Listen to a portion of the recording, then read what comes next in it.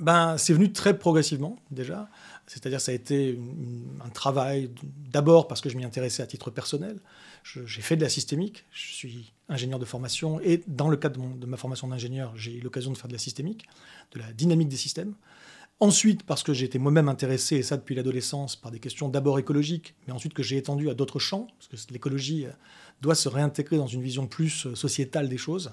Donc voilà, j'ai creusé, et j'ai également fait des formations additionnelles, je ne vais pas rentrer dans le détail, mais pour essayer justement de devenir de plus en plus, je ne vais pas dire compétent, on ne peut pas être compétent dans tout, mais avoir globalement quand même suffisamment de compétences pour comprendre ce que les différents experts des différents domaines racontent et pouvoir ensuite proposer une vision cohérente de l'ensemble en traçant des liens entre les disciplines. Voilà, ça, c'est ce que j'ai essayé de faire. Mais pourquoi j'ai essayé de le faire? Dans un premier temps, donc, ça a été, comme je dis, progressif et une question d'affinité personnelle. Puis, j'ai commencé à comprendre que c'était grave, que c'était important, que c'était un grand enjeu, pour arriver finalement à en déduire que c'était peut-être le plus grand enjeu, ou en tout cas un des quelques plus grands enjeux de notre temps. Mais c'est pas ça qui a fait que je me suis engagé. Ce qui a fait que je me suis engagé, c'est ça, plus le fait qu'on n'a pas les bonnes réponses. Précisément. Qu'il n'y a pas aujourd'hui la bonne prise de conscience. Et le pire, c'est qu'on croit qu'elle est là. C'est encore pire. C'est de croire qu'on a la bonne prise de conscience, mais qu'elle ne soit pas là. Aujourd'hui, je ne dirais pas que tout le monde pense qu'on a tout compris, mais globalement, effectivement, il y a un état d'esprit qui peut se schématiser, se résumer sous la forme c'est une question de volonté politique, mais les réponses, on les a. Non, c'est pas vrai. On a des réponses à des problèmes, des sous-problèmes. La grande problématique systémique qui fait qu'il faudrait changer tout le système, on ne sait pas faire ça. On ne sait pas. Même les politiques, je ne suis pas en train de les exonérer. Hein. Ils sont très coupables et de toute façon, ils nous prennent pour des cons. Mais au-delà de ça, même si les politiques voulaient, honnêtement, tout changer, ils ne pourraient pas. Jusqu'à un certain point, ils pourraient faire des choses. Hein. Déjà, ça changerait beaucoup. Mais ça ne suffirait pas. Même ça ne suffirait pas.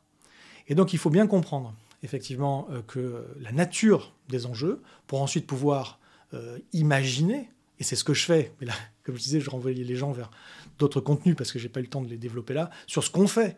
Des choses que moi, je juge vraiment pertinentes, enfin pertinentes. Et il n'y a pas tant de monde que ça qui est positionné là-dessus. Donc c'est pour ça, c'est parce qu'il n'y a pas tant de monde que ça qui propose des choses qui me semblent pertinentes et cohérentes d'un point de vue systémique et actionnables, et parce qu'on en a un besoin vital, que quelque part, j'avais presque pas le choix que d'y aller. S'il y avait plein de gens qui faisaient ça très bien, à la rigueur, peut-être que j'y serais pas moi-même allé, quelque part. Mais il y a une sorte de sens du devoir qui s'est imposé aussi. Voilà.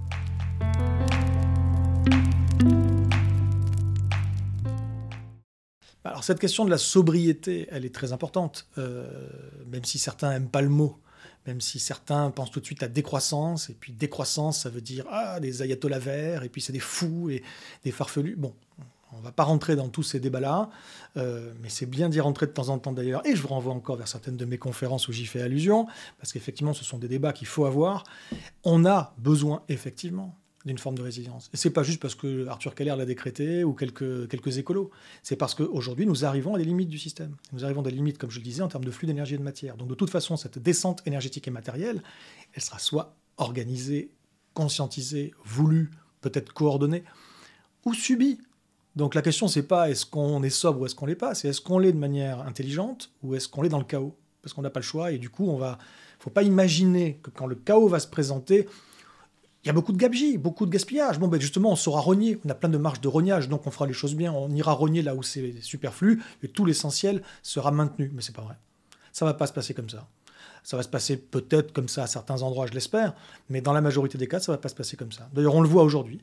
Aujourd'hui, on a par exemple des logiques purement économiques qui s'imposent dans un contexte avec une crise ukrainienne où on a un prix du gaz qui a fait ouf. Alors, je précise que le prix du gaz a fortement augmenté depuis la crise, mais que ce n'est pas la crise qui a provoqué cette augmentation du gaz, elle avait commencé avant, ça n'a fait qu'accélérer. Voilà. Et du coup, dans ce contexte de prix du gaz qui augmente, certaines activités ne sont plus rentables. Et donc certaines usines mettent la clé sous la porte, définitivement ou temporairement, ou en tout cas réduisent fortement leurs activités. Parmi ces activités, est-ce qu'il n'y a que des choses superflues? Et est-ce que tout l'essentiel est maintenu? Ben non, ce n'est pas le cas. Les producteurs d'engrais aujourd'hui au niveau européen sont en train de réduire fortement leurs activités. Derrière, fortement, c'est la production agricole qui va s'en ressentir à la saison prochaine. Donc là, le prix du gaz, il est un peu redescendu, donc espérons que ça va aller. Mais globalement, on a déjà des preuves que lorsque on n'a pas anticipé les crises, excusez-moi, lorsqu'on n'a pas anticipé les crises, ça peut donner des catastrophes, parce que précisément, on ne saura pas à ce moment-là, sans l'avoir préparé avant, tronquer ou aller piocher et puis supprimer, sacrifier ce qui est superflu pour se consacrer au nécessaire. Donc il y a un impératif à organiser les choses dès maintenant. En fait, le mieux, ça aurait été hier. Mais bon, voilà, il reste aujourd'hui pour faire en sorte que c'est... Et donc c'est pas juste de la sobriété énergétique, comme vous avez dit, mais c'est bien énergétique et matériel. Et aujourd'hui, le système, comme je vous disais, sociétal est en train de se craqueler. On va avoir des crises graves. J'ai même pas parlé de la crise de la pharmacorésistance, des bactéries pharmacorésistantes ou antibiorésistantes.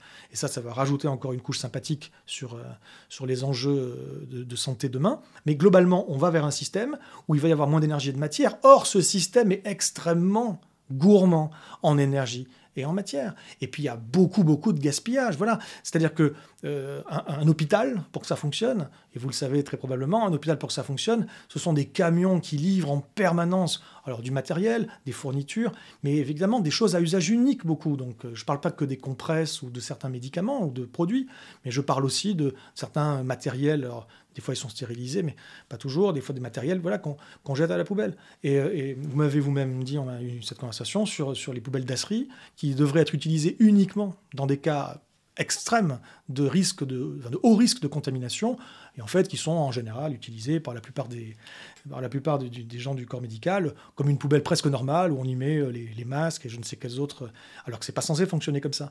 Effectivement, il y a une espèce d'idée de ce monde médical qui, lui, il est au-delà des contraintes sous prétexte qu'il est très important. Mais oui, il est très important, évidemment qu'il est très important, mais c'est pas une raison pour faire n'importe quoi. Donc, de toute façon, voilà, ce sera organisé et accepté et consenti, ou ce sera subi, comme je vous le disais. Mais aujourd'hui, il y a aussi une dernière chose que je veux dire avant de clôturer, c'est qu'au-delà juste des flux d'énergie et de matière, et puis des déchets, etc., eh bien, il y a juste également la capacité demain de ce monde à opérer, pas au sens opération chirurgicale, mais à fonctionner.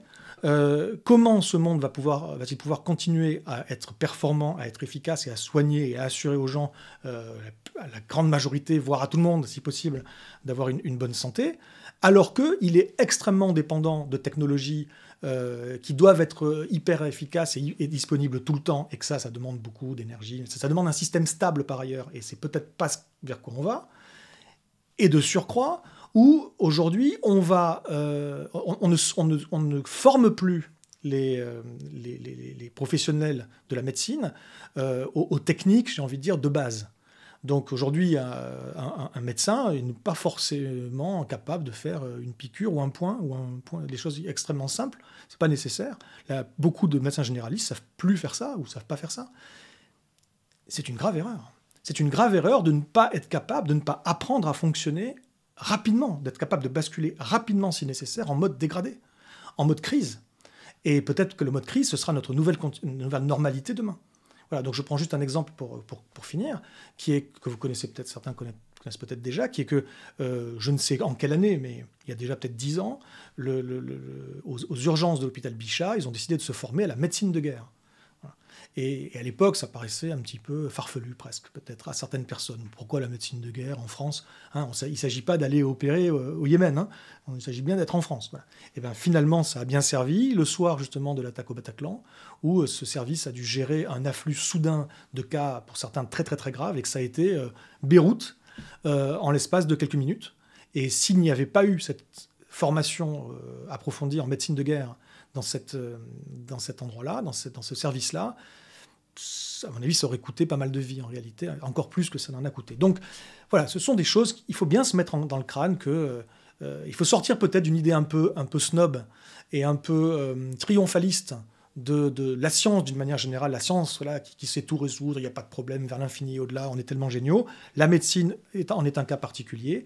Il faut bien se rendre compte que demain ne sera pas une simple extrapolation tendancielle linéaire de ce qu'on a connu ces dernières décennies, hélas, peut-être. Voilà, donc tous sur le pont, une fois de plus, et puis on se prépare, on se retrousse les manches et on se remet en question, s'il vous plaît.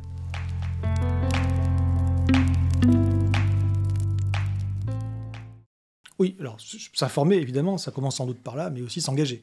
Il va falloir aussi qu'il y ait des gens qui s'engagent. Je ne suis pas forcément le mieux placé pour répondre à ces questions, même si on avait échangé quelques idées, mais globalement, je peux donner des conseils assez génériques, assez généraux.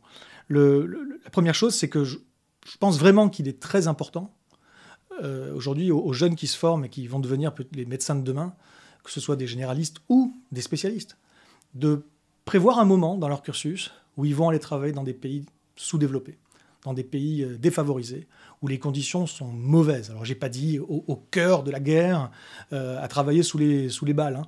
Pas nécessairement. Après, si vous voulez, faites-le. Non, voilà. Donc, dans l'humanitaire, par exemple, mais pas forcément dans des pays où véritablement vous allez être amené à travailler en mode dégradé, avec des ressources très limitées. Et ça, c'est très formateur. Voilà. Donc, ça, c'est peut-être une chose. Je crois qu'il y a le pôle Solidarité Internationale, c'est ça, donc qui propose des choses chez vous. Bon, pourquoi pas? Peut-être que ça peut commencer par ça. Et après, d'une manière générale, un conseil, c'est que la plupart de la société, la plupart des gens, la plupart des secteurs économiques ne sont pas encore tout à fait mûrs pour parler de ces questions-là. Ça ne veut pas dire qu'il faut ne pas en parler, au contraire. Il faut faire avancer la conversation, il faut que ces choses commencent à circuler. D'ailleurs, ceux qui auront vu cette vidéo, merci de faire en sorte, parce que je sais qu'elle n'est pas obligatoire à regarder, faire en sorte que les autres la voient aussi, si du moins vous pensez que c'est pertinent. Mais effectivement, il faut que ça circule, il faut que l'information circule et que la communication, que la conversation commence à s'ouvrir sur ces sujets. La réflexion, les propositions, les remises en question. Tout ça, c'est très important. Vous l'avez compris, ce n'est pas qu'une question d'écologie, c'est une question de résilience, c'est une question de sécurité globale de la société. Et c'est tout le continuum sécurité-défense qui est concerné. Ce que je veux dire par là, c'est que demain, nous allons avoir des problèmes graves où il va y avoir des problèmes de sécurité au niveau de la rue, avec l'agent de la paix, avec l'ambulancier, avec la personne qui a un problème de santé, mais après des problèmes plus génériques, plus généraux de santé publique, voire des crises graves qui peuvent même aller jusqu'à engager des questions de sécurité nationale, enfin de défense nationale. On est en train de rentrer dans une zone de l'histoire qui est incertaine voilà, donc il faut se former à ces questions de sécurité, de résilience et de mode dégradé, comme je disais. C'est extrêmement important. Et puis peut-être aussi donc se sensibiliser effectivement aux questions écologiques. Si ce n'est pas le cas, il est temps. Parce qu'une fois de plus, que vous soyez écolo ou pas, ça vous concerne. Voilà, donc restez pas isolés. Comme je me disais, il faut faire progresser la conversation, mais les gens ne sont pas encore tout à fait mûrs. Et donc quand vous allez commencer à en parler, vous allez rencontrer des dénis, vous allez rencontrer des postures qui sont désagréables, de rejet, voire de condescendance, de dénigrement ou je ne sais quoi. Ça, c'est très difficile. Et donc, il ne faut pas non plus s'acharner. Il ne faut pas trop s'investir émotionnellement là-dedans et le prendre mal face à des gens qui ne voudraient pas se remettre en question. Il y en aura plein. Voilà. Il faut travailler entre ceux qui commencent à comprendre et qui sont prêts à se retrousser les manches. Et donc, trouvez-vous les uns les autres, faites des groupes de discussion, éventuellement des groupes de travail, et avancez ensemble. Ce n'est pas juste une somme de bonne volonté individuelle qui suffira, il faut engager une dynamique, il faut engager éventuellement un mouvement. Donc, trouvez-vous, mettez-vous ensemble et avancez ensemble.